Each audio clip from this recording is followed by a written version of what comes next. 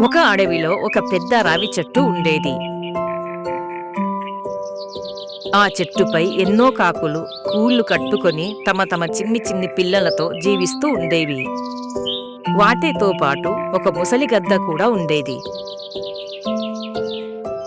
గద్ద చాలా ముసలిది అవటం వల్ల సరిగ్గా కనులు కనిపించవు మరియు ఎక్కువ దూరం ఎగువలేకపోయేది. ఆ గద్ద కాకులకు పెద్ద దిక్కుగా మరియు కాకులన్నీ ఆహారం కోసం బయటికి వెళితే వాటి పిల్లలకు రక్షణగా ఉండేది. అందువల్ల ఆ గద్దను కాకులన్నీ గౌరవించేవి మరియు అవి తెచ్చుకున్న ఆహారంలో కొద్ది కొద్దిగా ఆ గద్దకు పెట్టేవి, ఎందుకంటే పిల్లల్ని ప్రేమగా చూసుకునేది. ఇలా ఉండగా ఒకరోజు అటుగా వెళుతున్న ఒక పిల్లి కాకి పిల్లలు చేసే శబ్దం విని, వావ్, ఇక్కడ కాకి పిల్లలు ఉన్నాయి, ఒక పట్టు పడితే అనుకుంటూ చెట్టు ఎక్కబోతుండగా దానికి గద్ద కనిపించింది.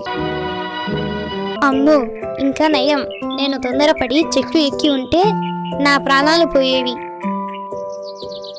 అయితే ఈ పిల్లలకు కావలిగా ఈ ముసలి గద్ద ఉందా? ఈ గద్ద ఉన్నంతసేపు నా ఆటలు సాగవు. ఇప్పుడు ఏమి చేయాలి?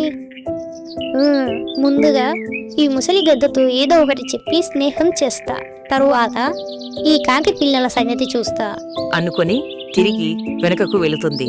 మరుసటి ఉదయం కాకులన్నీ ఆహారం వెతకటానికి బయటికి వెళుతాయి. పథకం ప్రకారం పిల్లి చెట్టు దగ్గరికి వచ్చి కింద నిలబడి, ఓ మహానుభావా, ఎక్కడ ఉన్నావు? బయటికి రా, ఒక్కసారి కనపడు అని గట్టిగా అరుస్తుంది. ఆ అరుపు విన్న గద్ద కిందికి తొంగి చూస్తుంది. ఏయ్ పిల్లి, ఎందుకొచ్చావు?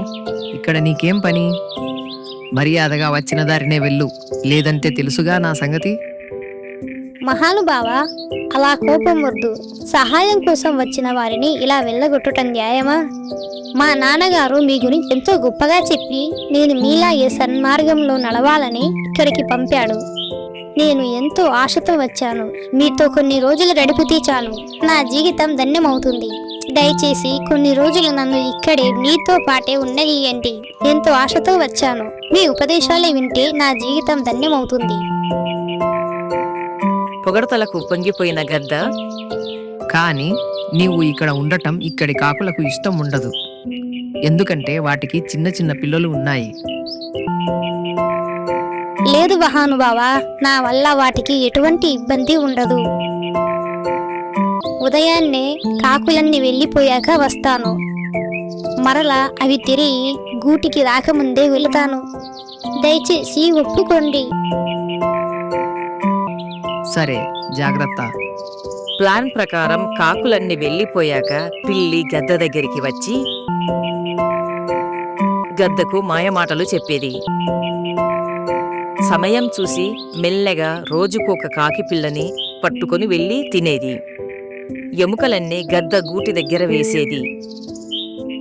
పాపం ముసలి గద్దకు సరిగ్గా కనులు కనపడక ఇదంతా గమనించలేకపోయింది. ఇలా కొన్ని రోజులు గడిచాక కాకులు తమ పిల్లలు కనపడకపోవటంతో చుట్టూ వెతికాయి. ఎక్కడ వెతికినా పిల్లలు కనిపించలేదు.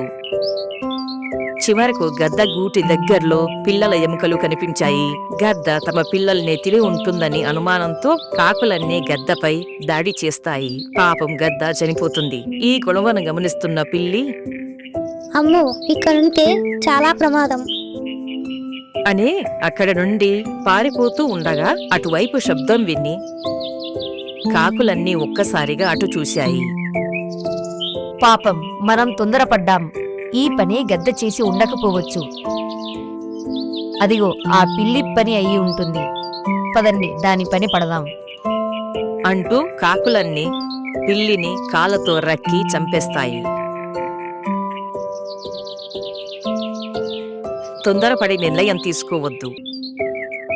అంతగా పరిచయం లేని వారి మాటలు నమ్మొద్దు. పొగడతలకు లొంగొద్దు.